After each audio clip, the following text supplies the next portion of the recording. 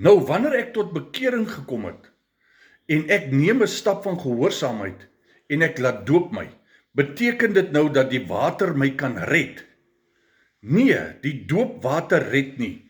Jesus Christus alleen red, want hy het vir my die prys betaal en hy het my redding vir my bewerkstellig.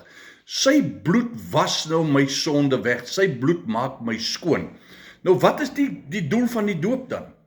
Die doel van die doop is 'n stap van my gehoorsaamheid, dat ek nou aan die omstanders rondom my wys, luister hierso, JP Fourie het nou tot bekering gekom, ek het Jesus Christus aangeneem as my saligmaker.